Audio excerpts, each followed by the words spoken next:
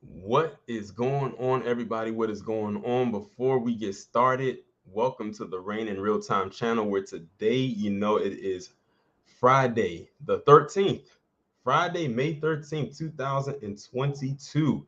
Before we get started, I would appreciate it if everyone can go ahead and hit that like button, hit that share button, make sure everybody is aware that we are currently live.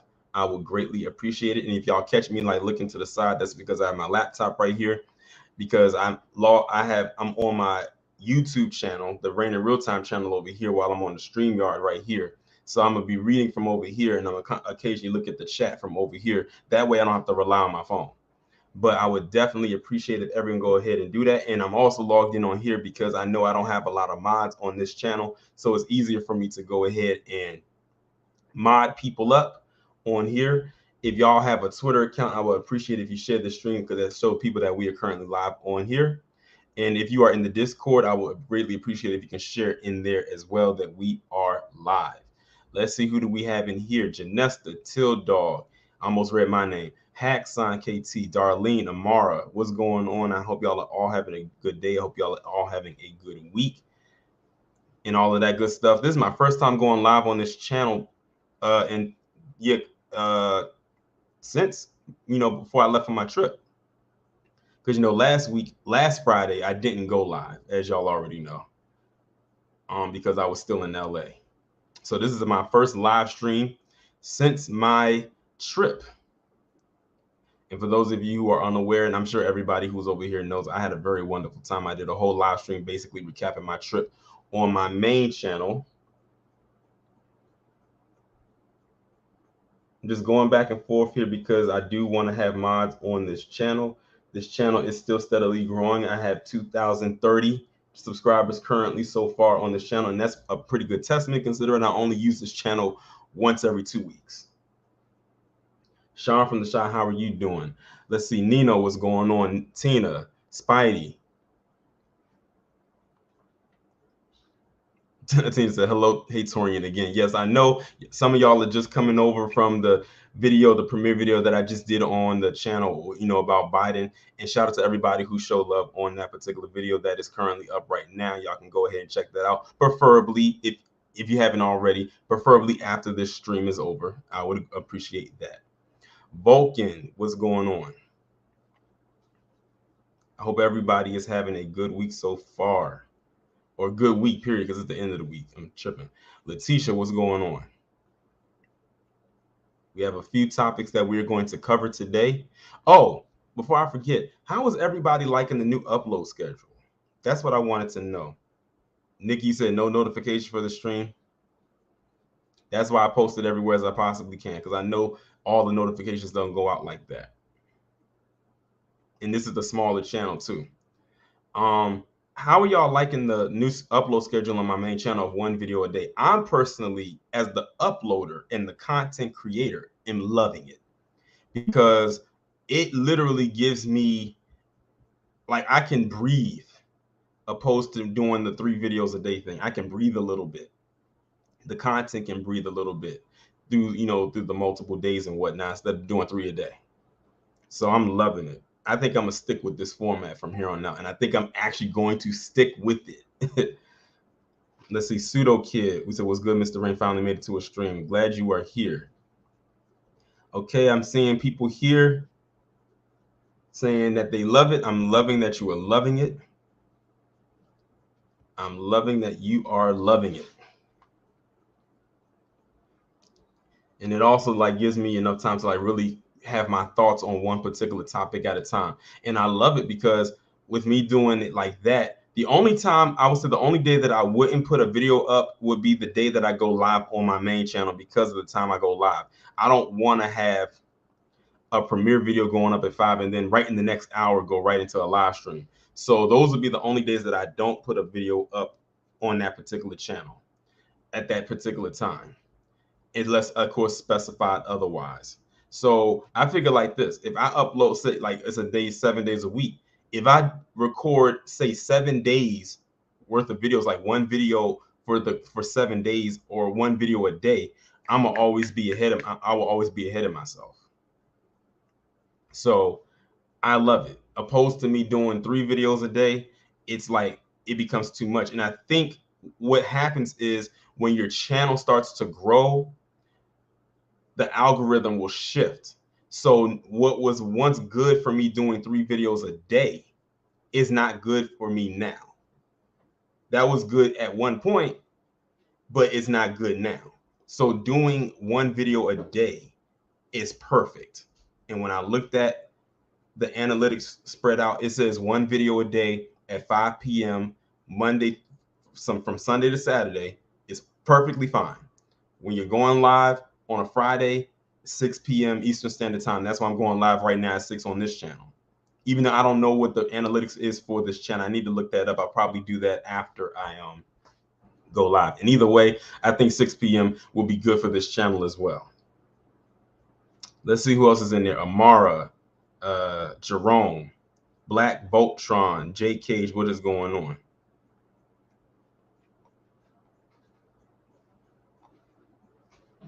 I don't know how many of you watched the show Atlanta.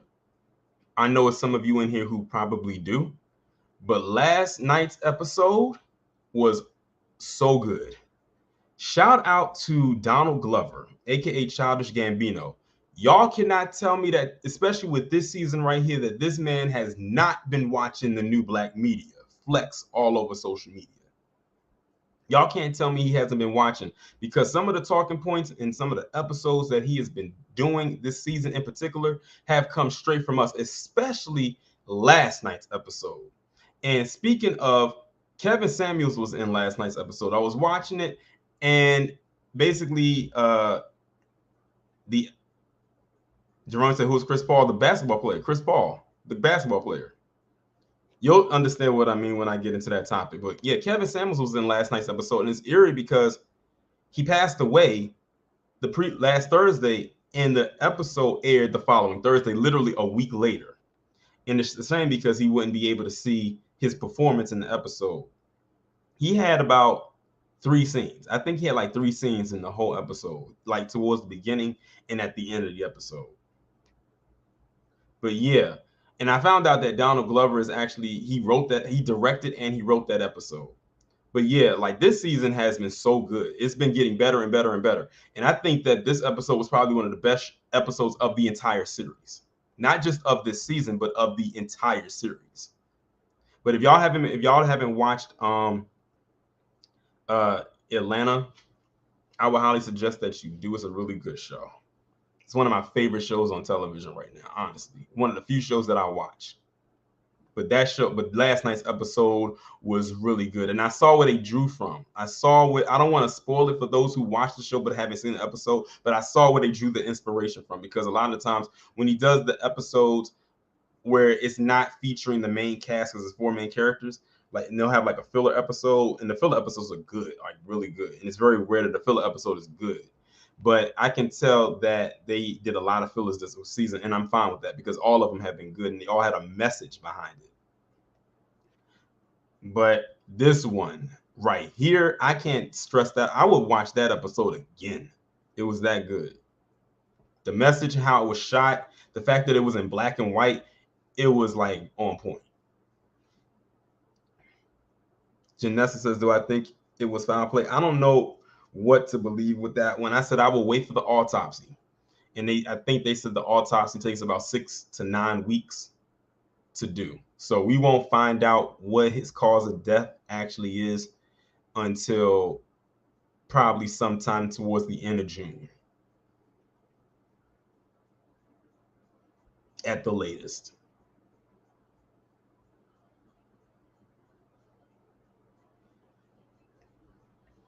Got about 1 more minute, and then we're going to go ahead and get into it and get started. Up to 6:10. Let's go ahead and jump right into it. Let me go ahead and share my screen, and we'll get into it. All right, this first story I wanted to do is more of an update to a story that I've already talked about. It's involving that little 5-year-old boy, Caleb Harris, the one that was killed a few months ago by his own family. Now, I didn't know he was shot 9 times, unless it was mentioned in the article, and I may have forgotten because it was a while ago when I talked about this, but it says he was shot 9 times. And because, according to a witness, he was going to snitch. Now, keep in mind, the people responsible for his murder was his older brother and his mother. And I think his sister also played a role in it too, but they really aren't talking much about her. But I think she was involved. But we do know that the brother was the one who pulled the trigger. His own brother, who I think is 20, killed him because allegedly he was going to snitch. Let's go ahead and get into it. It says a 5-year-old boy who was murdered along with his mother and her boyfriend inside of a Detroit home in February was shot 9 times. I don't know what it said, boyfriend, because it says that that it was the brother. I don't know where boyfriend is coming from, but anyway, it says in Detroit home in February was shot 9 times, according to court documents presented in court on Thursday.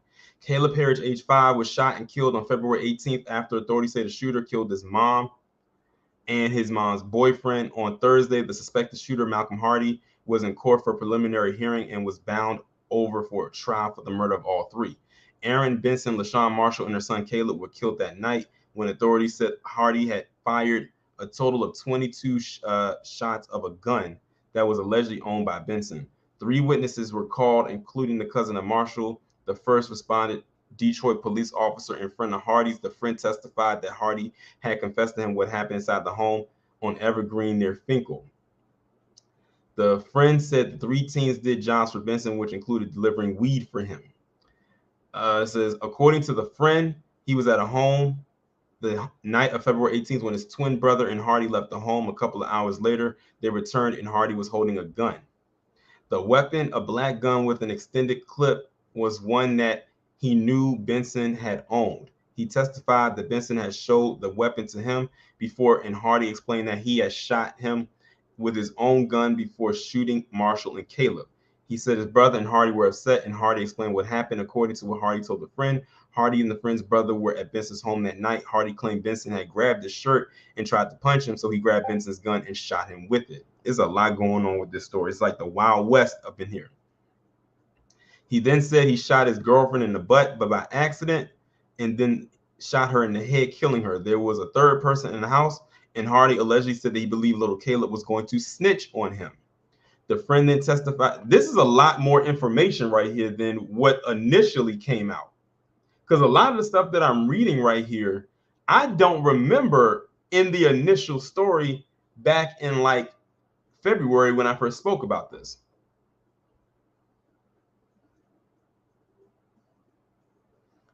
It says the friend then testified that Hardy shot the little boy in the leg and then shot him in the head. Neither the friend nor the police officer who testified said how many shots were fired, but when Judge Kenneth King ordered him to trial, he said that a total of 22 shots were fired. Judge King said Caleb was shot 9 times, Benson was also shot 9 times, and Marshall was shot 4 times. Hardy said the friend's brother was outside of the home at the time of the shooting.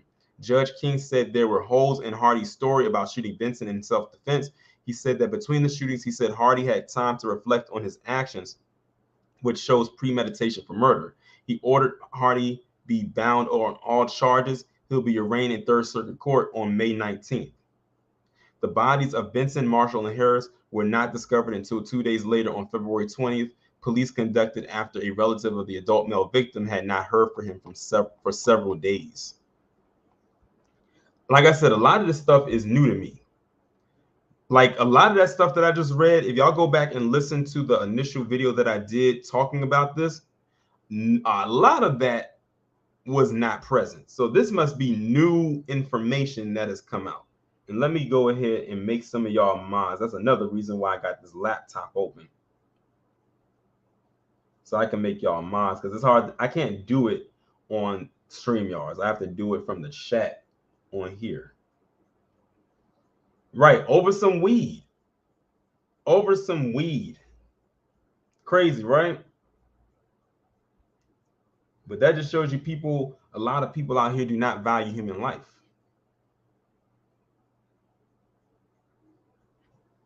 And it's like I said, the thing is, a lot of y'all would not be aware of this story if people like myself did not bring it to light. Even some people who live in Detroit don't even know this story happened.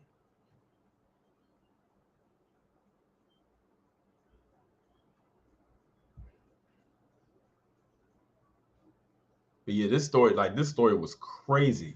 Like the story pissed me off when I first heard about it, but now it's making me even more mad knowing that this was their alleged reason as to why they murdered this boy. 5 years old. Look at him, only 5. Only 5. Like I always say, like it's hard when I have to do stories when it involves children. Because children are completely innocent. Like 5 years old, what did he do? Allegedly, he said they were taking no witnesses. They was not going to take any risk with him. They said at 5 years old, he could have snitched on me, so I got to take him out too.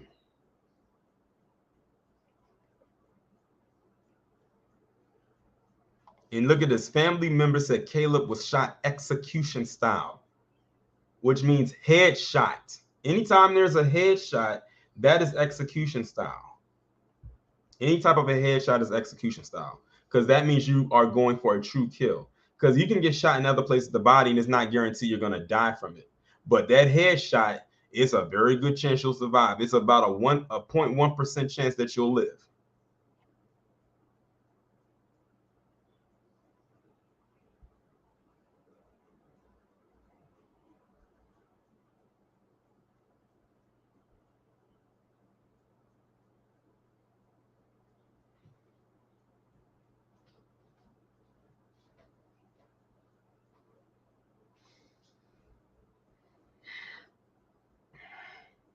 But yeah, this, whew, crazy.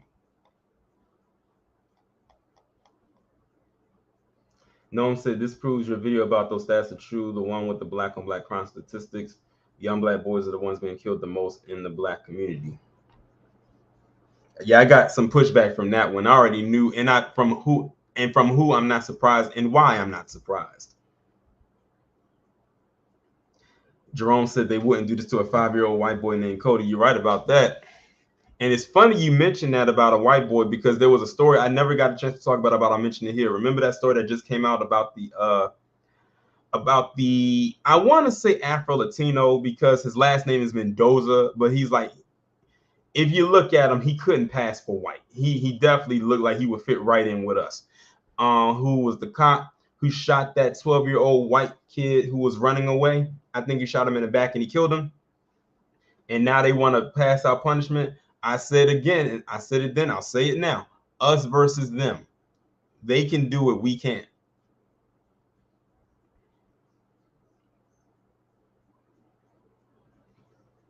I know some of y'all probably heard about that story. I forgot what state it happened in. I want to say it was on the East Coast. I could be wrong. I know some of you in the chat probably have heard this story that I'm talking about, or the one that I'm referring to. And I said, yet again, here we go. You have, melanated cops who do the same thing that these PC cops be doing,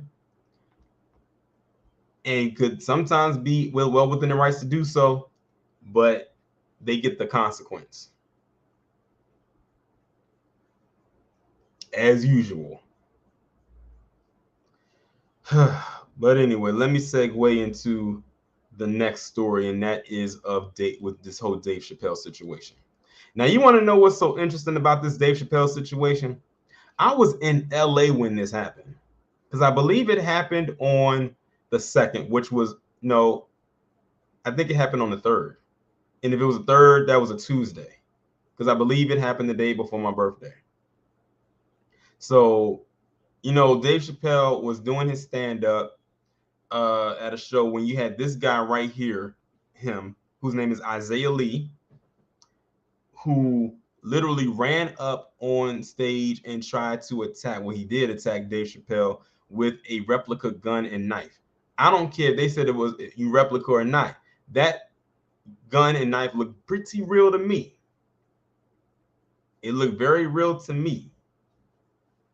And this guy also, he's a rapper, never heard of him. and he came out with some song where I think it was the name of the song was called Dave Chappelle, in which he laid out that if he was at a Dave Chappelle show and he was on stage, that he was going to go and attack him. So he basically did what he was going to say. And yes, J. Cage, they folded him up like a pretzel. When I saw them pictures, like, this is a picture after the fact. This is a picture way after the fact. Because as you can see, the black part right here, this is the sling. Because, he got his arm twisted, like literally twisted backwards. I've never seen anything like that. But we all saw the picture. He had this big knot on his head, but they waited until he was healed, at least in the face, before they put him in a courtroom. But this is him right here. Because when he had that knot, that thing was huge. That thing looked like a mountain. But this is him in court. But now it's a lot of controversy right now because of the lack of consequence that this guy is getting. And I think this guy might be in the academy. He also had on black nail polish too. But it says LA's treatment of Dave Chappelle's attacker is latest example of lefty prosecutors incentivizing crime. Posted May 12, 2022. It says Dave Chappelle was finishing his set for Netflix as a joke at Los Angeles Hollywood Bowl when a man from the audience, Isaiah Lee, jumped on stage and attacked him. And his possession was a switchblade, a lethal weapon. I don't know about you, but this looks to me like a premeditated felonious attack. That's because it was. Like, who comes to something like that with a device that he made? It looked like a bayonet, like a homemade bayonetta. He said, what's the race of the attacker? This is him right here. He's black. His name is Isaiah Lee. Who was that asked that? Jerome? This is him. That's him right there. He says, I don't know about you, but this looks like a premeditated felonious attack. He said that's how the Los Angeles police saw it too and charged the perpetrator. How did LA District Attorney George Gasson treat the incident? As we have come to expect, not well. Gasson judged that Lee's attack, a premeditated, albeit thwarted assault with a weapon, was a misdemeanor. Excuse me? This was you called this a misdemeanor? And y'all know the LAPD is like in the top 5 most corrupt departments for me, right? And for once, I actually agree with them that this was a premeditated felonious attack. But you got this bird brain district attorney talking about it was a misdemeanor. That was not a misdemeanor. Like, he was going up there with the intent to harm Dave Chappelle. He put it in a song that he released, like, I think back in 2020. I think that was around the time when he released the song. You got to remember too, Dave Chappelle pissed off the Academy, particularly Hall T. And California is the quote-unquote most liberal state. That wasn't no felony. I mean, a misdemeanor. That was a felony and should be treated as such. The maximum punishment Lee can get with these charges is 18 months in jail, which is roughly around a year and a half, and a $4,000 fine at 10%. That's $400. And it says he's being held on a $30,000 bond. Well, I'm sorry, a $4,000 fine. He got to pay that. And it says he's being held on a $30,000 bond at 10%. That's $3,000. With such a low get out of jail threshold, Chappelle's lawyer Gabriel Crowell asked the judge for a restraining order, and it was granted of 100 feet. Lee pled not guilty to these lesser charges. His court-appointed a lawyer is asking for restorative rehabilitation and no jail time. Excuse me?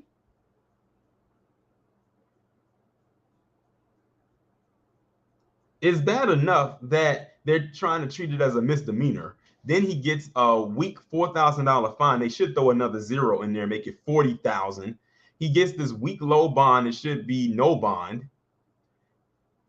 And I think the restraining order is weak. He needs more than 100 feet.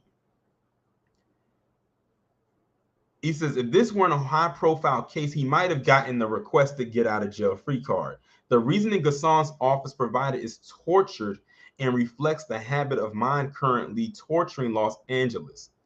Chappelle was not hurt. While Lee stormed the stage and tackled Chappelle, he didn't brandish the weapon. The point is he rushed the stage with the intent to attack. That's the point. And he had a weapon.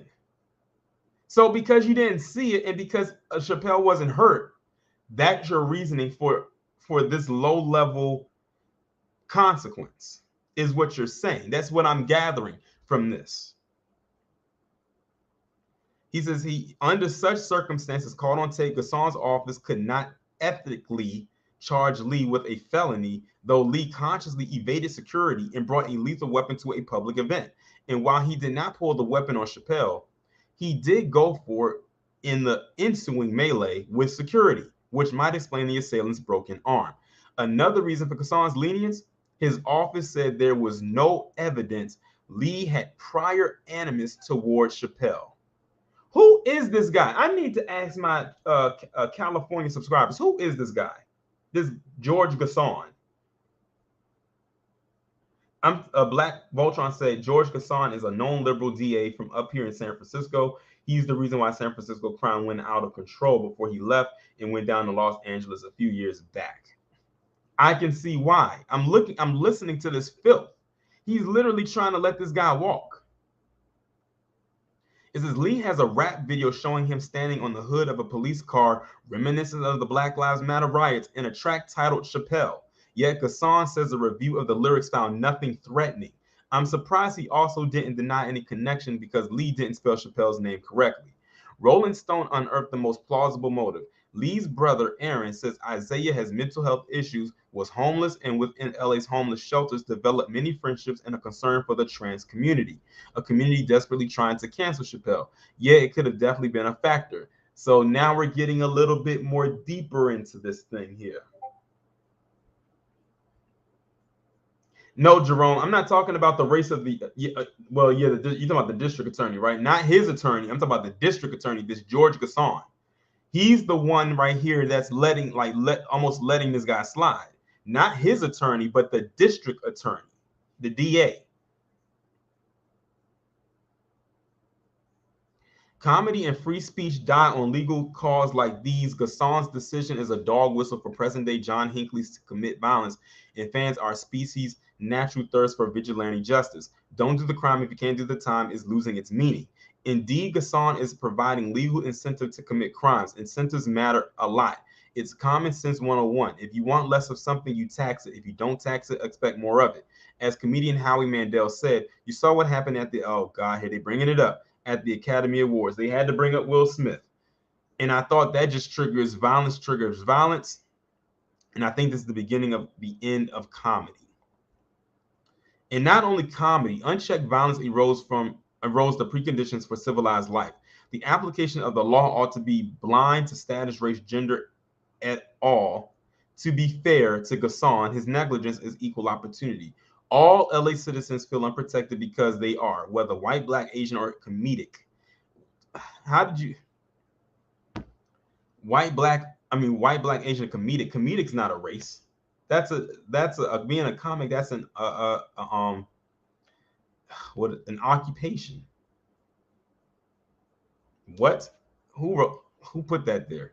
It says they're all under sustained, legally incentivized assault. In the 1980s Tom Wolfe novel, The Bonfire of the Vanities, captured the logic of bad public choices that destroy the conditions of civilized life. Now that Bonfire's logic is back, and not just in Los Angeles, New York City, Wolf's stage is for his masterwork. San Francisco, Portland, and Chicago are all burning. What should you expect if felonies are treated like misdemeanors? More felonies. What should you expect if you announce you won't prosecute thefts under $900? A petty crime epidemic that shutters stores and undermines security for civilized life. There are limits to good intentions. The law can't give the benefits of virtue to vice, in industry to indolence, knowledge to ignorance, and liberty to the lawless. These fruits need to be earned and protected by laws and incentives. A generation ago, New York Bonfire was put out by a return to common sense and policies that reflected it. Seeing the positive results, other cities followed suit. The good news is that we know how to put out the fire. We have rejected doing so, at least up to now, so that we can reimagine society. But that daydream has become a living nightmare. Now we need to wake up. A good first step. Los Angeles, don't undercriminalize the psycho. Charge Isaiah Lee as the felon he is and throw the book at him. And that's the whole article right there. And for those of you who missed who Isaiah Lee looked like, this is him right here. But that's some BS. That George Gasson, that district attorney of LA, y'all need to find a way to get him up out of there. And what's going on, Light Visions? Good evening to you. Because that George Gasson, he's trying to let him walk. A misdemeanor?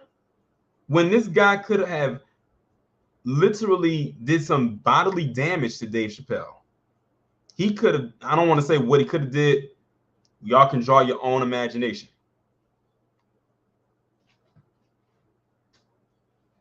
But yeah, that's weak sauce. A misdemeanor is what they're trying. No, he needs felony charges, and they need to take away that bond that he has and up that fine. Because they literally trying to let him walk. I wonder if George Gasson was one of the people that was on the cancel Dave Chappelle train. Because if it is, that would explain why he's saying all of the stuff that he's saying right now. Let me see what y'all talking about in the chat. Vulcan said it's only a misdemeanor because his ass was trying to kill a black man. Sean said the governor here in Illinois is signing a bill that will prosecute them harshly. It's getting ready to turn up in the shy. Tildall said, I was just about to suggest that this may have been a hit by the alphabet community. And the fact that these charges are so bogus, maybe they paid off the DA. Possibly. Jerome said, what race is the district attorney? I'm not sure, but with that last name, Gasson, it sounds pretty on the Mexican side. It sounds pretty Mexican to me. And this is LA we're talking about here. I was just in LA last week. It's a lot of Mexicans out there. So I think that he might be Mexican. Spidey said, not to mention Chris Rock had threw fuel on the fire. He had to just throw his little joke out there. Another weak sauce move. Okay, Black Voltron said it right there. George Gasson is another white Hispanic, like I thought. That last name, Gasson, pretty much told me all I needed to know right there.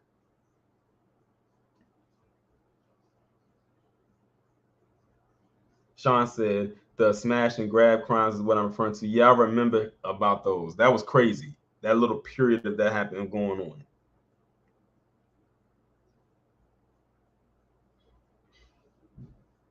Spidey said Chris Rock is a punk.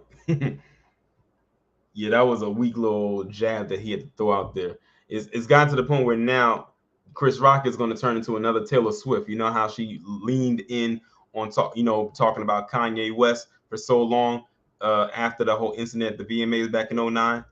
Chris Rock is going to be doing the same thing. So if anyone goes to a Chris Rock stand-up, expect him to talk about that incident. It's going to be in his lineup. Trust me. But let me go ahead now and segue into this story right here. Now, who was aware of what happened at the Mavericks game between the Mavericks and the Suns a few nights ago with Chris Paul, mother, and his wife? Now, I posted the video onto my I think I posted it up on my Twitter account. I don't know if I did, if I didn't, but I know I saw it on Instagram.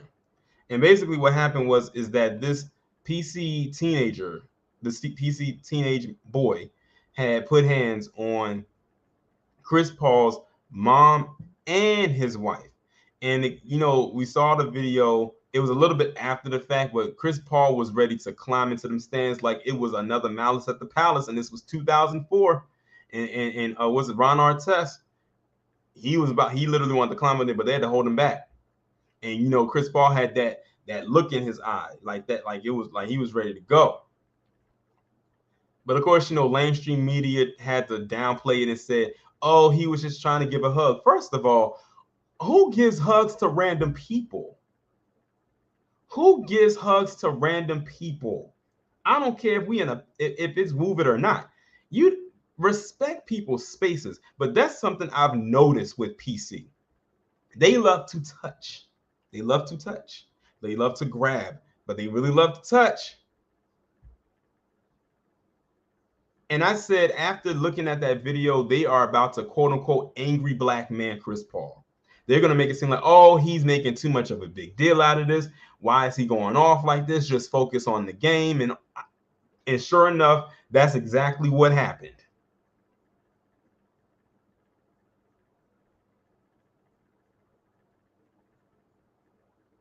Exactly like Vicious. They tried to say that he was that the boy was trying to give his mother a hug. First off, you don't know this man's mom from a can of paint or a hole in the wall. So why are you trying to give him a hug? Or give her a hug? Come on. What's really going on? If I don't know you like that, don't put your hands on me. And usually whenever I'm meeting someone for the first time, and this goes for the men and the women, the first thing I'll usually do, and this is called an introductory greeting, you usually give them a handshake. I don't know about y'all, but that's what I do. If I'm meeting someone for the first time, whether it's a man or a woman, I give them a handshake. And then if our introduction goes to the point where we are now associates and then maybe later friends, then it can go into, that. But if I'm just meeting you for the first time, I'm not giving you no hug.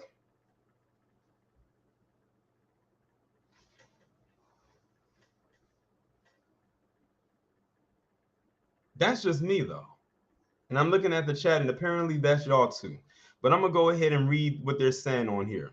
It says one fan was escorted from Sunday's playoff game between the Dallas Mavericks and the Phoenix Suns, was allegedly drunk and kept tapping Chris Paul's mother. NBA analyst and close family friend Kenny Smith revealed Tuesday.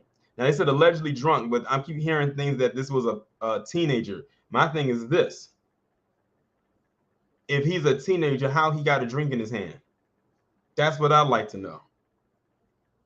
Smith said during TNT's Inside the NBA that Robin Paul reached out to him and explained the incident that resulted in the ejection of two fans and prompted Chris Paul to personally address those involved. She said, no, Kenny, the guy was inebriated and he was trying to be funny by continually tapping me, saying Happy Mother's Day. And she said, thank you, but don't touch me. Smith explained of Robin Paul's version of events. Well, I'm with, as this person said right here, Mama Paul. And trust me, where I work at, I deal with inebriated fans all the time. And when you are drunk, you do like to be in people's face. Like you get closer and closer to people's face and in their space and want to be touching and all types of stuff. That's when you get the most annoying. But the thing is, like, you be wanting to swing on them, but you got to show restraint. But anyway, let's continue. He continued to do that, and in between, he would scream out obscenities about the Suns, F the Suns, F the Suns, and continually tap her. That's when it escalated to that magnitude, because I think then Jada, Chris's wife, tried to go up and tell the security in the bar not to serve him anymore because he was inebriated. So that's when it kept escalating more, and he kept cussing. The Mavericks announced Monday that the two fans ejected from the game would be banned from the arena until 2023. Two unruly fans attempted to give unwanted hugs. So this is where the hugs came from. Now, pay attention to this. Lamestream media. This is why I don't like lamestream media. Lamestream media kept focusing on these hugs. First off, unwanted hugs. My thing is, why would you encourage that?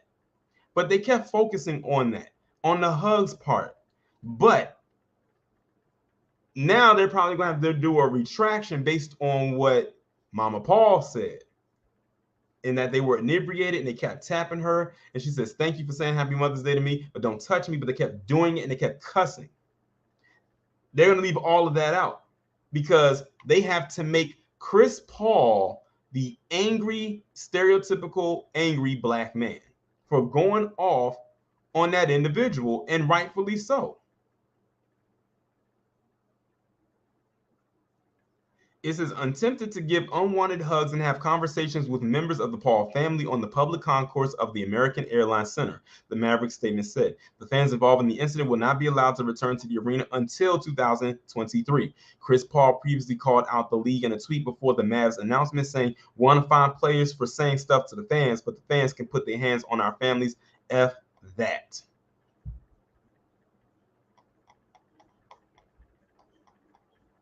But shout out to Mama Paul for addressing this and putting it out on the table, because you had lamestream media out here trying to say he was just trying to give a hug. F that.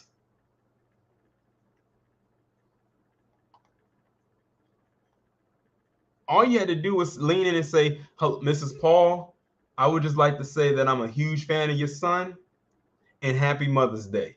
That's it. It didn't require all of this touching. You know, you could have just said, "Excuse me," and leaned in and said that, and she would have leaned back and said, you know, just lean back, address you, and continue going about the game. And the crazy part about it is, this is a whole Mavericks fan. This isn't even a person who's a fan of the Suns.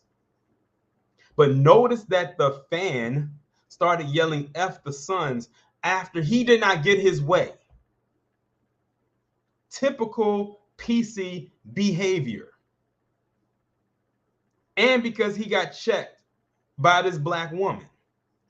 And you already know that they have that whole uppity Negro thing that they love to label or throw onto us when we are doing better than them. He probably was saying, "How dare you tell me no? How dare you say that I can't touch you? I don't know you, but I can touch you." It's that entitlement thing.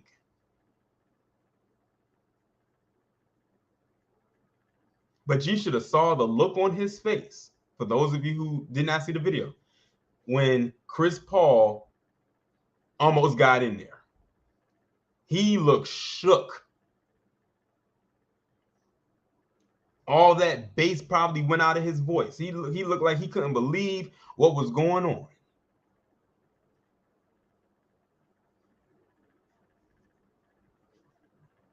Let me see what y'all saying in the chat.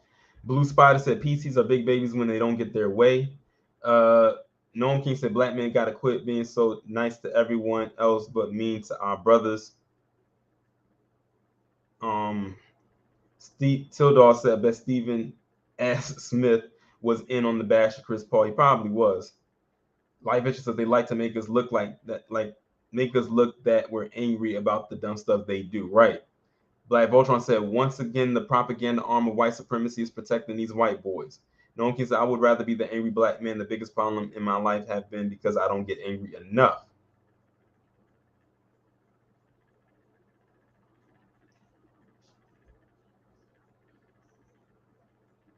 But Chris Paul was acting, you know, in his nature, and being in the primal instinct is as the man is to be the protector. His mother and his wife in that moment were being harassed, and I believe his kids were there. So he was doing what he felt he had to do in that moment. But they knew they had to hold Chris Paul, you know, Chris Paul back, because they didn't want him to get fined. But notice what he said in the tweet. He said, "F a fine." He said, if it means having to protect my loved ones, I will take the fine. Don't act like I can't afford it. He said, "I got this multi-million-dollar contract. I can afford to pay a few $1,000s if it means I have to step in and protect my family." So kudos to Chris Paul on that note.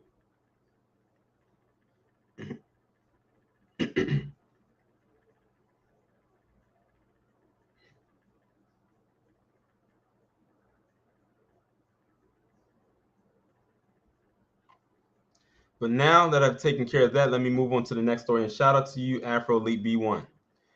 This story right here. Oh my goodness. I'm gonna go ahead and just play the video, and then I'll get into it. Hold on, it's copy. I hope it's not no copyright. I hope it's not no copyright stuff up in here. Selling like souvenirs. That's code, obviously. Machine took credit cards, even Apple Pay. It's an excellent service. I think that it just got out of hand. It's just things you can't do. That video there says it all. The feds, the ATF, they've seen it all. But a marijuana vending machine bolted to the side of someone's house on the west side of Detroit, that's a new one. Yeah, I have to say the brazenness of it was shocking. Before this mugshot, 43-year-old Marcellus Cornwell was raking it in. What we were hearing, the estimates were about $2,000 a day. Allegedly operating for 4 years. Entrepreneurial at its best. Unfortunately, both things were illegal. The ATF is referring to Cornwell being investigated for selling guns out of this house off Medital Street, possibly to minors. 18 firearms seized from the home, including a sawed-off shotgun. As far as where these firearms originated from and the crimes they might have been a part of, we're still looking into that. Business being too good, Cornwell's downfall. Look, you do this stuff inside a neighborhood, people are going to take notice and they're going to get mad. He's racking up a new felony charge on top of 6 other prior felony convictions. Reporting on Detroit's West Side, Jessica Dupnack, Fox 2. Okay. So this is Marcellus Cornwell right here out of Detroit, as y'all saw in the video. This guy had a whole weed vending machine, operating on the side of his house. I have seen and heard it all, because I would have never thought in a million years that I would ever hear of something quite like that before. Like, I've heard of, a lot of, he took selling weed to a whole nother stratosphere. Like, he literally built a whole weed vending machine on the side of his home where people could just come and just pay for weed. Did you hear how much they said he was making a day? $2,000 a day at least, over the span of 4 years. This man was living nice on the low. Well, kind of on the low, but on the a little bit on the low. But unfortunately, that part about the guns part, that kind of messed him up. That kind of messed him up a little bit right there. And you know what? And I'm going to have to echo something that some people were saying. Don't be surprised if PC comes right behind him and does this same exact thing, and then it will become legal. Because PC ain't thinking of this. This was way beyond their scope. They was not thinking about this. And they like to tell us that black people aren't innovative. I beg to differ. Exhibit A, I present to you. I present to you Exhibit A. I said, while the guy did get caught, I can't knock his hustle. The guy literally was racking in thousands by the day for 4 years. So we're talking about since 2018 that he was doing this. And here's the kicker. They're just now catching him. They're just now catching him. I wouldn't be surprised if some cops went to his little vending machine. I wouldn't be in the least bit surprised if some cops went to his vending machine. But this was a very genius idea. I'm reading the chat as I'm talking.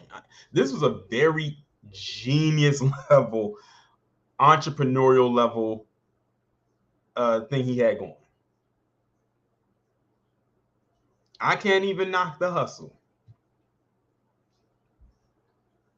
But like I said, watch the government get involved, and then you start seeing these pop up all over the place. They already got the dispensaries on lock. Watch what happens with this. And this guy had it attached to the side of his home. That's what made it even better. It wasn't like it was in an office building or something like that. It was attached to the side of his home. So they had to come to his home and put the money into the machine, select the brand of weed that they wanted, and boop, get their stuff and leave. And he probably did this in word of mouth. he most likely didn't post this on social media because they didn't mention that he had a social media account that promoted this. It was word of mouth that got around in that area, and it grew from there. But the fact that he was making $2,000 a day, it must be some people in Detroit who love to be high all the time. I'm just saying, but I can't be mad at it. This guy found a niche and it worked in his favor. Unfortunately, it's being taken away from him. And I'm telling you right now, we're going to have to remember this story. We're going to have to keep this story planted in our heads, because when you know who steps in and they decide they're going to do the same thing, we know where they got their idea first. It started with him.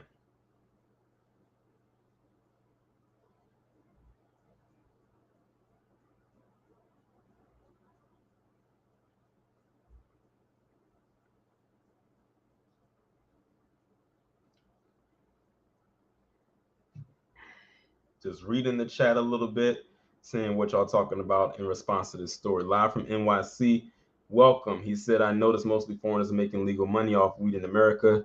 They are the ones getting the permits to sell. Black Vulture said that was only one vending machine too. Imagine if he had 10 machines. Bro said, F curb serving. I'm going to be a turnkey vending machine business operator. You got a point there. Imagine if he had more than just this one machine, especially since he was operating this one machine for 4 years. James Smith said the gun charges might be BS. Possibly. I didn't think of that. That could be. That could have been the way that they tried to their way to get in to get him out, if you get what I mean.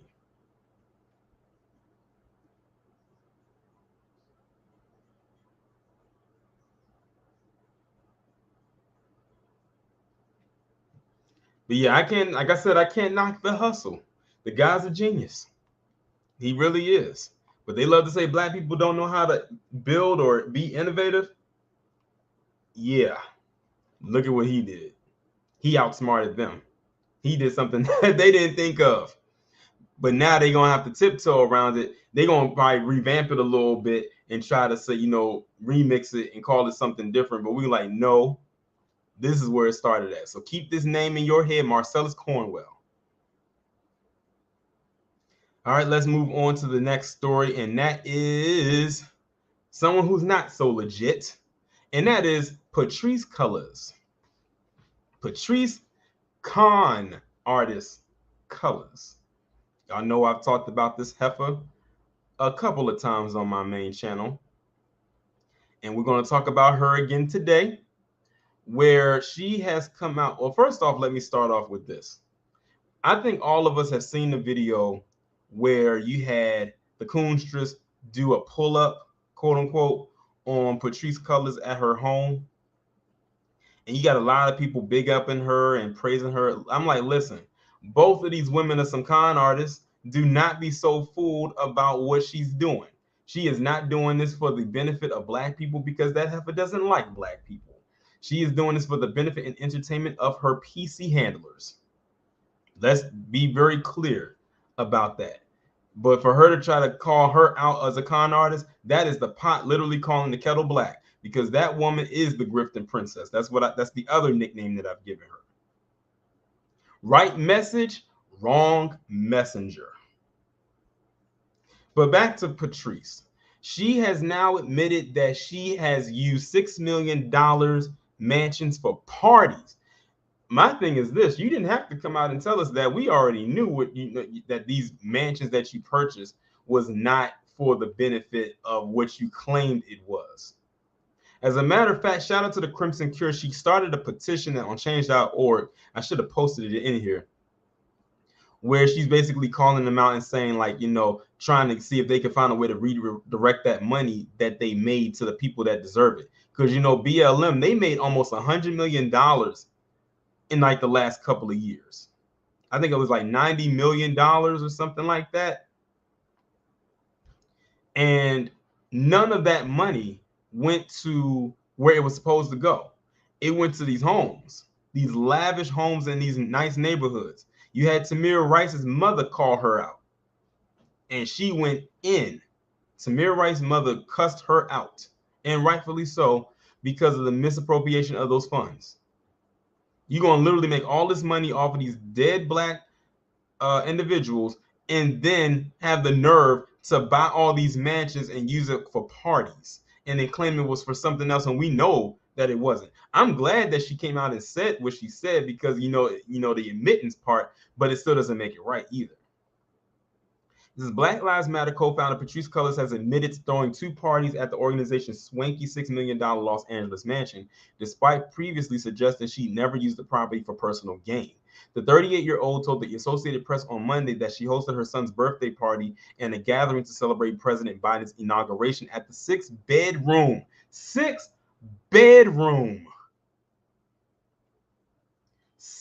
Let me say that. 1, 2, 3, 4, 5, 6 bedroom property.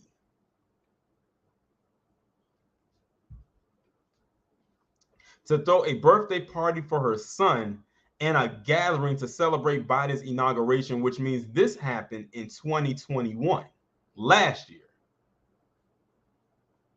BLM faced a torrent of criticism and backlash last month when it publicly emerged that the organization had secretly purchased a LA mansion, which boasts a home with 6 bedrooms and bathrooms, a swimming pool, a sound stage, and an office space back in 2020. And keep in mind what was going on during 2020. You had George Floyd going on, Breonna Taylor, Ahmaud Arbery, the pandemic, and a host of other things. And while all of that was going on, what was she doing? Buying 6-bedroom mansions with blood money. And shout out to Pseudo Kid in the chat. He posted the link to the petition. I hope that you go and sign it.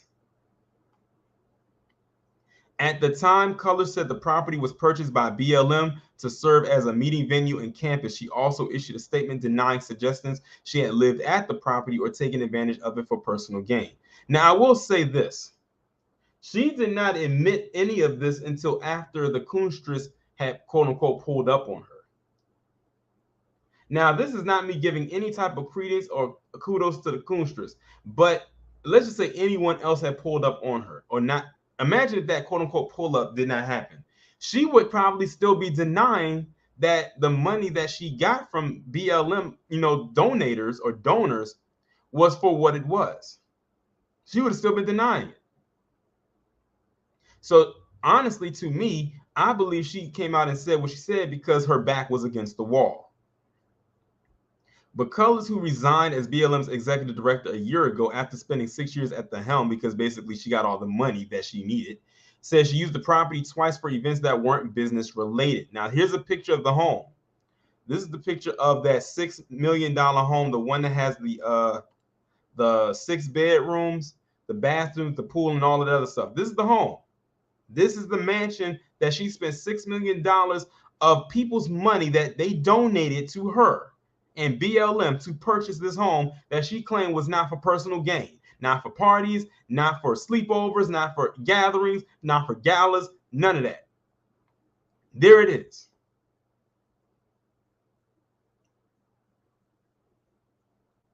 In January 2021, Cullors said she was seeking refuge at the property because she'd been receiving threats on her life. During the time, she said she hosted a Biden inauguration party for about 15 people, including local BLM chapter members and other prominent supporters of the organization.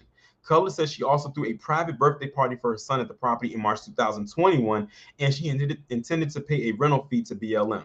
She intended to.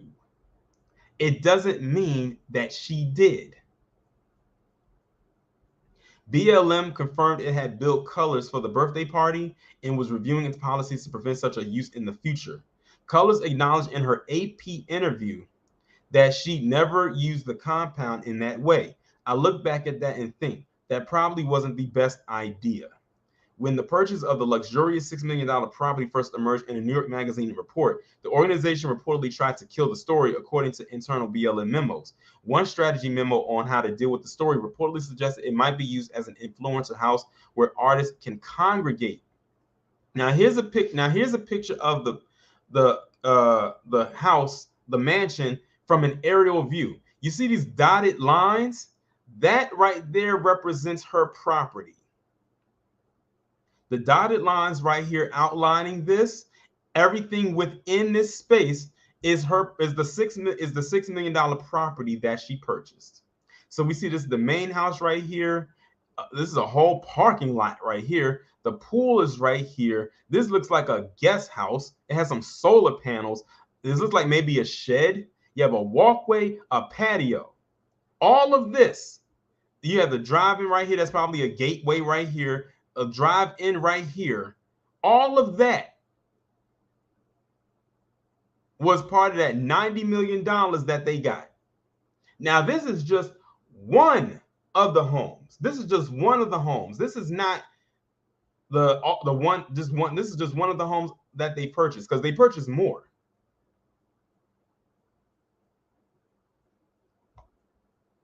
Now, here is another view of the house. It says the mansion swimming pool. So here's another view of the house right here. Here's a view of the interior. Look at this. This is the interior. Looks really nice. But it was purchased with ulterior motives.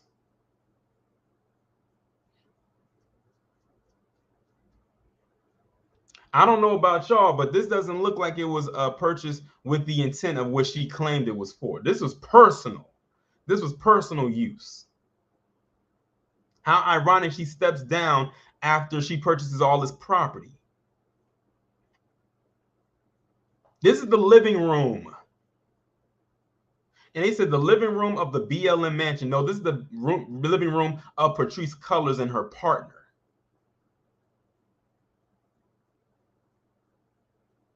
Life is, you got to be kidding. Another home? Yes. Like I said, this is more than one home. This is just the home that they're focusing on right now. But I think they have another home in Delaware, if I'm not mistaken. And remember, I talked about the one in Canada. And I think they got another one in the Caribbean. Like, they have property in a lot of places. But this is the LA home. And I think they got another one in LA, in a place called Topanga. I never heard of it. I remember talking about it, because up until that point, the only Topanga I knew was from Boy Meets World. Live from NYC said she got like 6 homes. I can believe it. Amara said, yo, Torin, the funny thing is that now Candace wants an apology from Black people. I remember her putting out a video talking about she wanted an apology, and she's going to wait on that apology, because we ain't giving her an apology for what? Telling us something we already knew? She's going to be waiting forever. She's going to be literally dust and bones by the time she gets that apology. Yeah, Black Vulture, and I just mentioned it, the one in Canada, in Toronto. It says the article revealed that the residence was purchased by Diane Pascal 2 weeks after BLM received $66.5 million from its fiscal sponsor. Look at that. 2 weeks after they received $66.5 million from its fiscal sponsor. They did not wait. When they got that money, they immediately went house shopping. And this was the home they purchased. 2 weeks. Pascal is the financial manager for an LLC operated by Cullors and her spouse, Janaya Khan, Janaya and Patrise Consulting. Cullors at the time slammed the report about the home as a racist and sexist attack on the movement. In the new interview with the AP, Cullors says she made mistakes and regrettable choices, but adamantly denied claims she personally benefited while leading BLM, including the post-prior reports she had purchased homes for herself and members of her family. See, more lies. This woman is incapable of telling the truth. The idea that the foundation received millions of dollars and then I hid those dollars in my bank account is absolutely false. Well, the thing is, we can't believe anything that you say because you've been lying so much up until this point. She says a false narrative is impacting me personally and professionally, that people would accuse me of stealing from Black people. But that's what you did. Granted, it wasn't just Black people that was donating to BLM, but it was a lot of Black people that were. And you did steal from them. Just admit it and stop lying. Exactly, like they never gave any money to the families.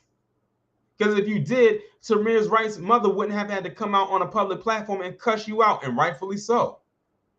Look at this. Look at how they're living. Look at how they're sitting. That's her. in this nice home. Got a wood platter with was that bread, fruit, cheese, expensive wine, and champagne. While the families of the victims that they were supposed to be supporting and benefiting don't get anything but grief and endless mourning, especially if their families did not receive justice. But she could care less because she's got this nice $6 million 6-bedroom home. Afro Elise said, can you imagine how much benefit that money would be to Black society? A lot. $90 million globally was donated to them. And they took that money and used it for their own selfish gains. And she sits up here, her, and continuously lies. She says she doubled down by saying no one else in leadership ever misused BLM's millions of dollars in donations despite allegations of financial improprieties. In the interview, Cullors admitted BLM wasn't prepared to deal with the influx of donations in the wake of George Floyd's death in the summer of 2020. Now, look at that. Wasn't prepared to deal with the influx of donations in the wake of George Floyd's death. So that means George Floyd's death, his murder at the hands of that terrorist Derek Chauvin, is what pushed them to astronomical financial feats that they never thought they would ever see, that they did not get from anyone else before then. So George Floyd's death and murder is what caused people like Patrise Cullors to live lavishly like she is now. She is literally living off of the money of a dead Black man.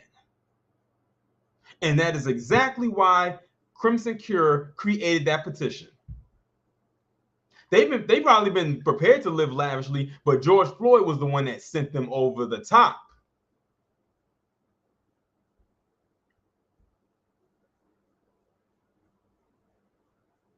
Tilda said, don't forget she said from her own mouth that this organization was not meant to help Black men. Exactly. If you looked at their mission statement, and we went through the mission statement a couple years ago, they changed it now, not so much, but when they got put out on Front Street about what this organization is really about. And they're not for the nuclear Black family. They're for everything else but that. Excuse me.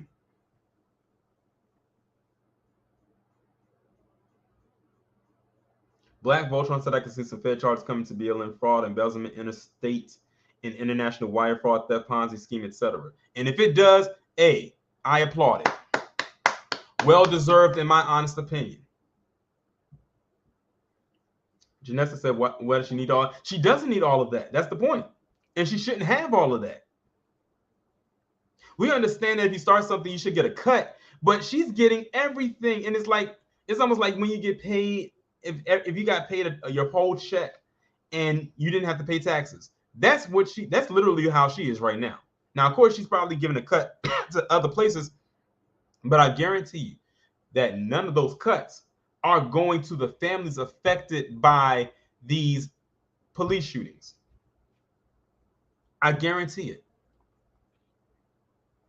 On paper, it looks crazy, she said. We use this term in our movement a lot, which is we're building the plane while flying it. I don't believe in that anymore. The only regret I have with BLM is wishing that we could have paused for 1 to 2 years to just not do any work and just focus on the infrastructure. I bet you did. The organization has only recently caught up with its financial filings in California after BLM was declared delinquent in submitting required charity disclosures from 2020. A 990 filing submitted to the IRS for January through June 2020 listed Cullors as an uncompensated executive director and the foundation's only employee. At that time, BLM reported no revenue, assets, contributions, or expenses. That filing listed one of BLM's board members as Shalomia Bowers, the president at Bowers Consulting, a firm that has given the organization operational support for 2 years. Since Cullors' resignation last May, Bowers said the organization has been working to sort out its infrastructure and underwent an independent financial audit. Bowers said that audit, as well as the expected May release of its latest 990 filing, will show nothing impermissible or nefarious has happened with BLM's finances. I beg to differ. We are now a foundation that is deeply devoted to investing in organizations that are committed to doing the work of abolition and committed to building Black power. Give me a break. No Kit Kat. Give me a break.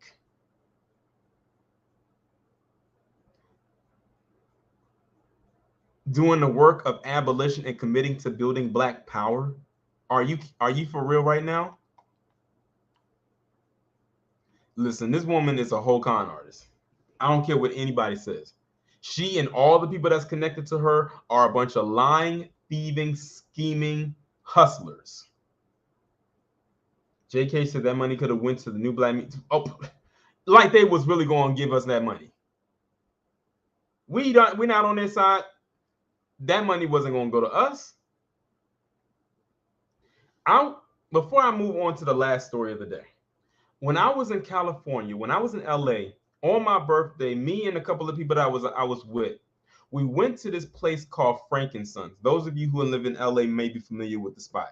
It's basically like if you're into games, anime, and stuff like that. I've never been to something like that before. It was really overwhelming. But it was nice though. We went there and they had a whole bunch of stuff. But they had a row that I saw that was dedicated to Dragon Ball Z. And in one of the cases, it had all 7 Dragon Balls. Now, anybody who was a fan of Dragon Ball or Dragon Ball Z knows that whenever you get access to all 7 Dragon Balls, you can make a wish. Any wish that you want, and it will come true.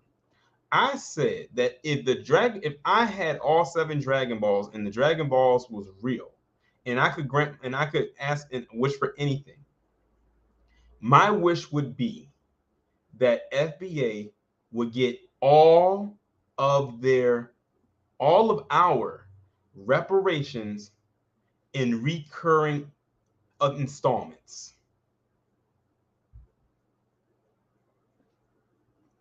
That was my wish.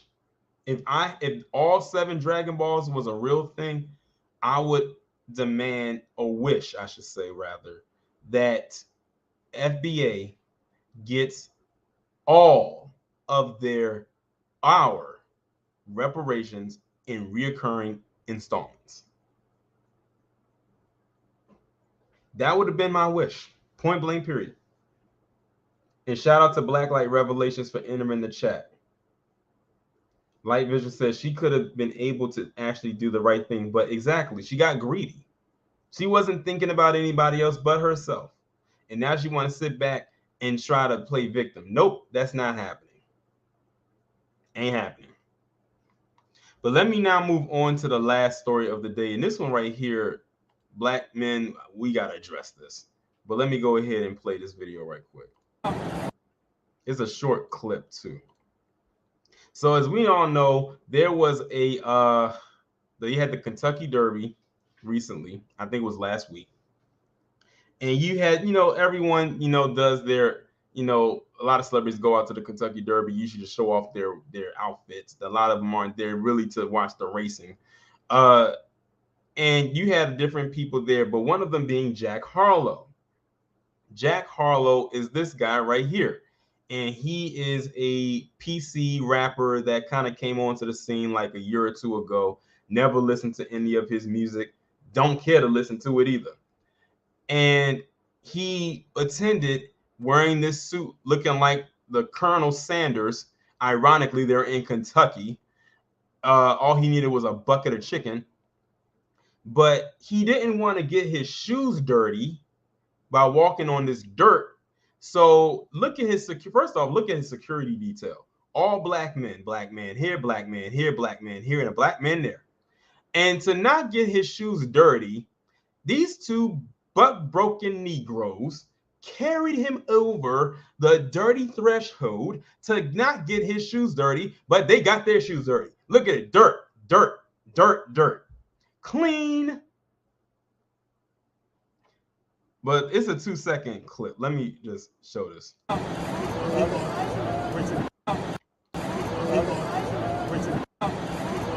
I'm gonna stop right there. Y'all already see, y'all get the point. When I saw that, I said I had to laugh to keep from cussing them out And by them, I'm talking about these two right here. Y'all thought it was a good idea to carry this white man over some dirt because he didn't want to get his shoes dirty. If everybody else who was there, who was way better than a Jack Harlow ever would and could be, can walk on some dirt, he can walk on the dirt. And you know, they are trying to prop up Jack Harlow as this generation's Eminem. Because you know, Eminem, his time has pretty much come and gone. It's pretty much over with Eminem. He's just gonna have to rely on his golden days, which was the late 90s and the early and mid 2000s. Jack Harlow is their new great white hype. And from what I've heard, his music is very lackluster. I may not be a fan of Eminem, but at least I can name 5 Eminem songs. I can't name one of his songs.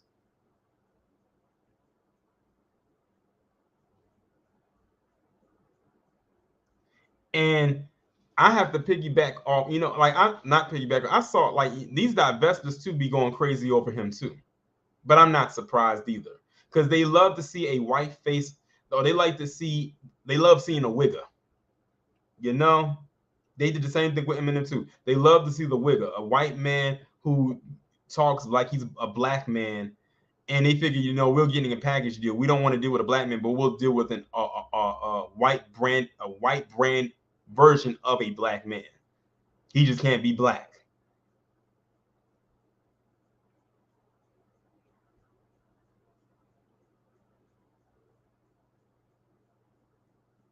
But that's what they're propping him up to be. That's what they're trying to push him out there to be. But I don't think it's going to happen. I could be wrong. I hope I'm not. But I don't think that he's going to go past a certain time period. Take said, yeah, I seen a sister have a video saying why black women love Jack. I never watched it though. That's probably the same video I'm referring to. Because I saw it right before this stream had began. When I saw it, I was like, oh, you have got to be kidding me. You have got to be kidding me. But yeah, when I saw this video right here, all because he didn't want to get his shoes dirty, and you had these 2 black men carrying him over, I said, do y'all know how y'all look? I'm like, is the money worth it? How much is he paying you to degrade yourself like that? Notice he had 2 black men. 2 black men to carry him over the dirt. He didn't get 2 white men to do it. 2 black men to carry him over some dirt so he didn't get his shoes dirty. Well, I'm like, this, couldn't you, I don't know, wasn't there like a golf cart maybe you could have like written in? Jerome said that's white laziness. And you chose to wear an all-white suit.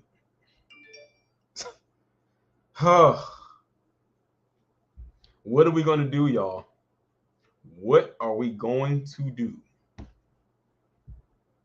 Like, I'm like, if people don't see how absolutely degrading that is, I don't know what to tell them. Now, I know I said that was the last thing, but there is one more thing that I did want to show. And I'm about to go into YouTube right now and type this in. Hold on, bear with me, y'all.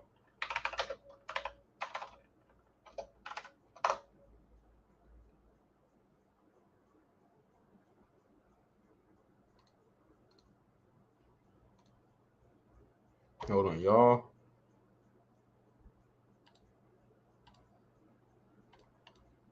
Okay, I found it. Let me go ahead and now share my screen one last time, and this is gonna, I promise it's gonna be the last thing we're gonna talk about. So how many people are aware of this video right here? Terrence Crawford's daughter loses her shoe during a race and then does the unthinkable.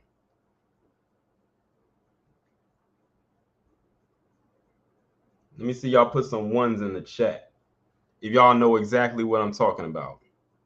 Let me turn the volume up a little bit.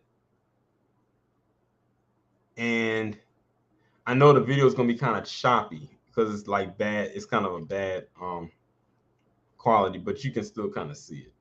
Blacklight says 2. Joseph said 0. Jerome said 1. Okay, so basically, what happens is you have this little black girl. She's running a track.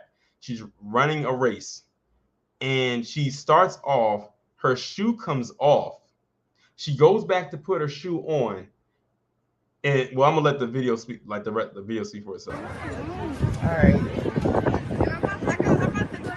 Okay, hold on. Let me pause it. This is the girl right here. Pay attention to her. This is the girl right here. Dang, I want to knock her. She ran out her shoe. Go to Leia. Go, Go, Lele. Go, Lele. Let's go, Lele. Good job, Lele. Let's go, Lele. Let's go, Lele. Let's go, Lele. Let's go, Lele. Lele. Let's go to Leia. Come on, mama. Let's go to Leia. Let's go to Leia. Let's go to Leia. Let's go to Leia.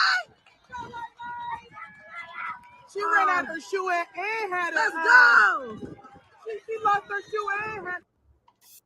Okay, so y'all saw that. So basically what happened is she started to take off in the race and her shoe came off. Like right there in the beginning of the race, her shoe came off. She put her shoe back on. Mind you, they had a whole gap ahead of her. She put her shoe back on, but instead of quitting and walking off, crying, she went and ran behind them. Whether she was determined to finish that race, whether she won or lost. It was a miracle that she won. And from what I read, she beat them by 10 meters. So I'm looking like, were the other girls just jogging? Because she beat them by 10 meters. Like she had a huge gap away from her when she started off, and she had a bigger gap when she finished. Live from NYC, good point. Imagine had she not lost her shoe. Imagine had she not lost her shoe. She would have dusted them. Blacklight Revelation said, yeah, she smoked them, and that was a wide stretch. Exactly. When I saw that, I had kept seeing the video like on like social media, but I didn't click on it until Seiji Hito, and shout out to him, had did a video about it, and that's when I first watched it. And like a big wide smile just went across my face when I saw that, because like I said, she could have easily quit. Now, in case y'all don't know, Terrence Crawford, and I don't watch boxing, but I know people who do, is a boxer, a well-known black boxer. That was his daughter that was running. So I think it's safe to say athleticism runs in the family, and the fact that that's his daughter lets you know that he's raising her right. Him and his, I don't know if his and the mother still together, but he's raising her right. Determination, finish what you start, whether you win or lose, because she could have stopped right there, but she took off running, and that was it. And this video has been like literally all over the place for the last couple of days since it got first posted on social media. It's been everywhere. But I'm glad that she I'm glad that she didn't quit, because she could have easily left out and walked off because of that. But yeah, I had to end it off with that on a good note, on a good positive note. Shout out to everybody who came through. Shout out to all the new subscribers that I probably have gained in this stream. Shout out to everybody, who was here. This was a very good stream. Friday the 13th stream. We'll be back on this channel next week because, at the end of the month, we'll be doing, of course, Spidey's favorite segment. But that, of course, will be at the end of the month. Y'all enjoy the rest of your Friday. I'm about to go get me something to eat because I'm starving. My fast ended a couple of days ago. My detox ended a couple of days ago, and I'm starving. I'm about to go get me something to eat. Y'all enjoy the rest of your Friday. Enjoy your weekend. Of course, I'll be back on the main channel tomorrow. One video a day at 5 p.m. Eastern Standard Time. I cannot wait for y'all to see the commentary that I'm going to bring to y'all tomorrow. It's going to be about this white Latina who thought she was going to have some words for black people, and I got to check her. But with that being said, I'm gonna end the stream right here, and I'm gonna talk to you all